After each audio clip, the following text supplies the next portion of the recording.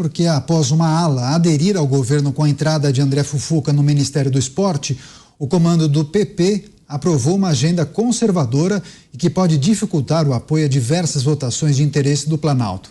Produzido sob a coordenação da senadora Tereza Cristina, esse documento elenca uma série de princípios que a sigla considera inegociáveis, que vão nortear as ações e políticas da legenda. Embora haja pontos que vão de encontro com o discurso de Lula, o posicionamento contra o aumento de impostos e contra o aborto vão na contramão da militância da esquerda.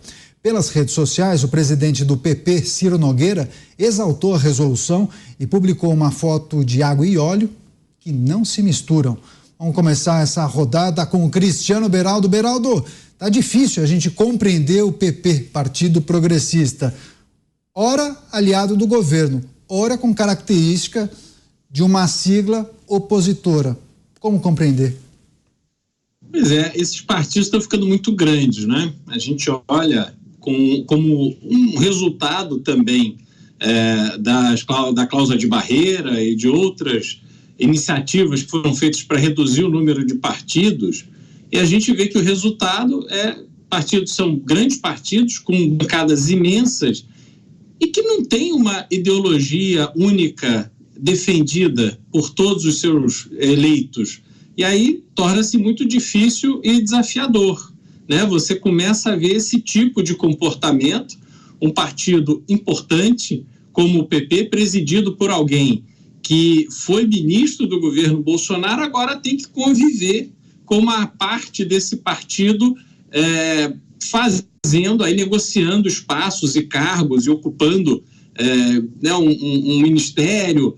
É realmente um novo momento que o Brasil vive no seu contexto político, no seu contexto partidário. E vai ser interessante a gente acompanhar como é que isso vai se reproduzir, porque não é uma questão só do PP, não. Isso vai estar. Republicanos têm uma situação similar e isso vai acontecer. O próprio PL tem deputados ali votando com o governo, porque são de estados onde o Lula representa uma força eleitoral muito grande.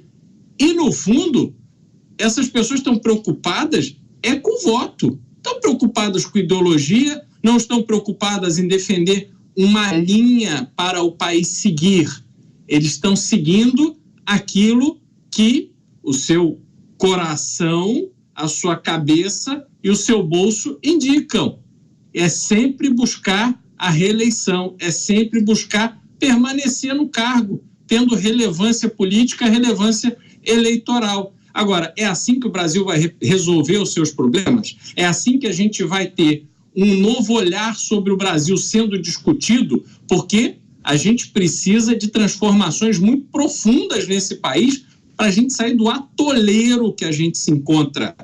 Então, vejo com preocupação esse tipo de comportamento e não estou enxergando qual é o caminho que a gente vai seguir para poder mudar as coisas que precisam ser mudadas. Pois é, o Cláudio Dantas também vai trazer a sua análise acerca dessa agenda conservadora do PP. Dantas, originalmente o PP, Partido Progressista, é uma sigla, digamos, mais conservadora, ou de características mais conservadoras.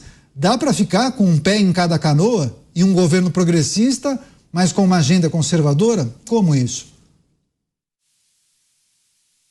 Esse guia prático aí com esses valores fundamentais do PP me lembrou aquela frase do Temer na carta para Dilma, né? Verba volante, scripta manente. O que traz essa agenda? Só para a gente pontuar aqui antes do meu comentário. Os princípios são os seguintes: o inabalável respeito à Constituição, a pedra angular da nossa República e garantidora dos serviços e liberdades dos brasileiros. Beleza. A promoção de um desenvolvimento econômico sustentável que priorize tanto a estabilidade financeira quanto a justiça social e a redução da pobreza. Ok, ninguém discorda. Um compromisso irrevogável com a melhoria da saúde, da educação, da segurança, da infraestrutura, assegurando que todos os brasileiros, independentemente de sua origem ou condição, tenham acesso a serviços de qualidade. Maravilha. A valorização dos princípios universais e atemporais, como o respeito à vida, à família e à liberdade religiosa. Talvez esse tópico aí esteja mais alinhado à questão do conservadorismo em si.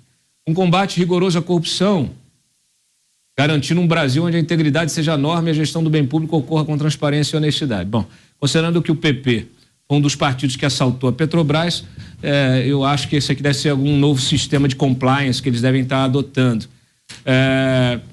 Olha como é curioso, né, Daniel? Progressistas, um partido conservador.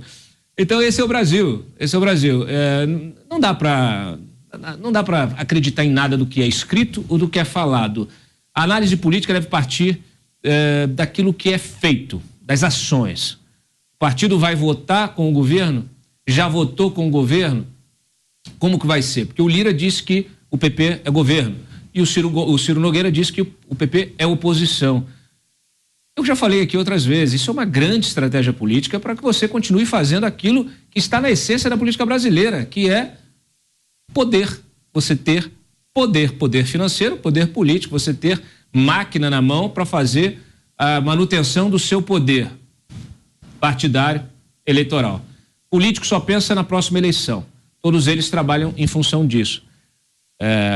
Naturalmente aqui não dá para discordar de nenhum desses princípios, mas é preciso ver na prática como que eles serão aplicados, se realmente vão mostrar alguma diferença. Eu devo lembrar que o Fufuca é um aliado, sempre foi um aliado de primeira ordem do Ciro Nogueira. Eu perguntei para o Ciro, o Fufuca te traiu? Porque efetivamente, se o Fufuca entrou para o governo e ele disse que não era para entrar, o que a gente tem é traição.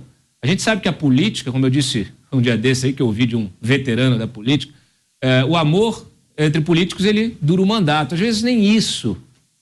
Então, na verdade, o que a gente tá diante de um cenário muito diferente, talvez daquilo que a gente gostaria, do ideal, da leitura política. Essa leitura preto no branco não existe, especialmente hoje, com a ascensão de lideranças regionais em função justamente do poder dado ao Congresso pelas emendas parlamentares e a discricionariedade disso. Quer dizer, quando você traz para você, deputado, passa a ter controle sobre uma fatia do orçamento enorme, leva isso para o seu condado, para o seu estado, para os seus municípios, ele passa a ter uma relação direta com o prefeito, com os prefeitos.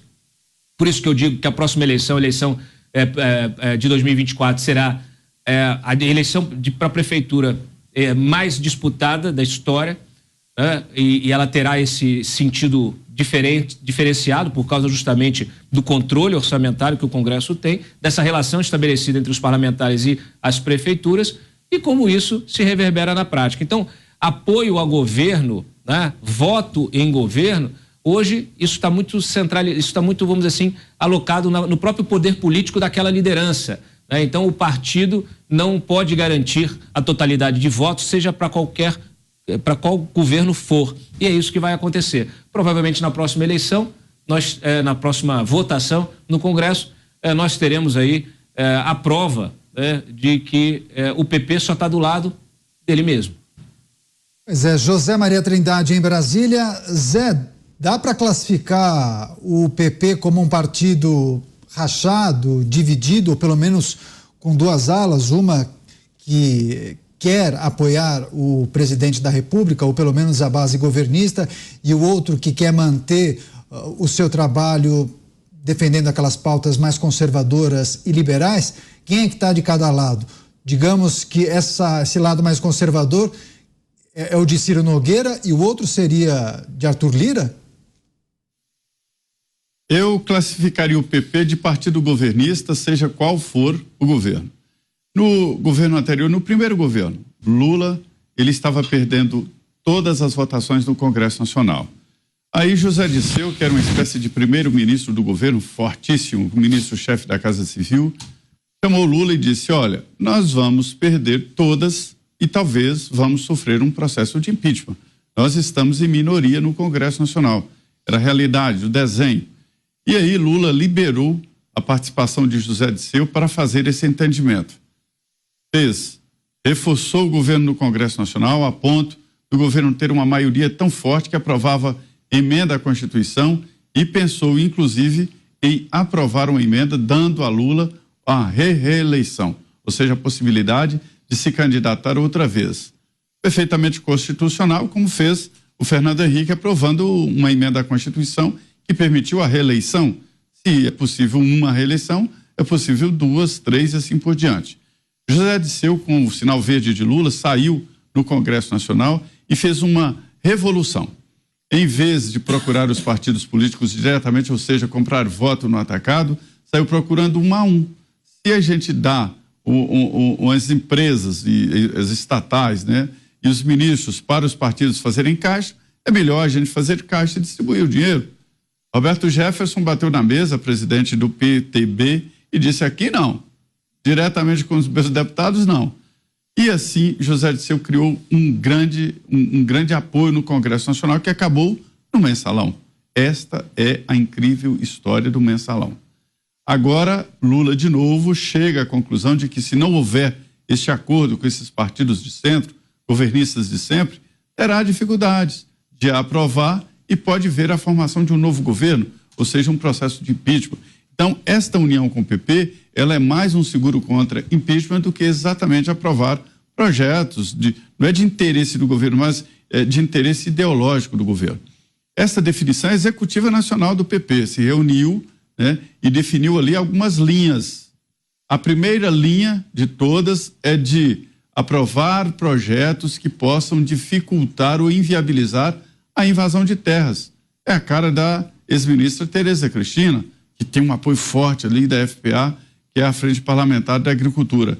Por outro lado, também privatização no governo, que o PT não vai fazer e que depende do Congresso Nacional. Inclusive, o PT não vai fazer privatização e o Congresso não faz privatização sozinho. Outro tema, flexibilização da legislação trabalhista, ou seja, colocando um freio na possibilidade do governo de destruir a reforma trabalhista ou mesmo aprofundar.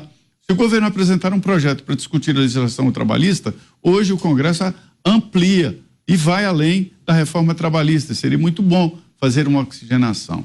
Então, esta é a realidade e o PP é um partido governista independente de quem esteja no governo. Essas pautas aí, e eu deixei por último a mais importante, que é a impossibilidade. O PP não apoia a possibilidade de aumentar impostos. Vou adiantar aqui, Daniel. Este é um assunto proibido no Congresso Nacional. Ninguém quer saber disso, dessa história de aumentar impostos, não. E o melhor mesmo é racionalizar o dinheiro que está no orçamento e arrecadação. Porque aumentar impostos no Congresso, a gente vê claramente que ninguém está disposto.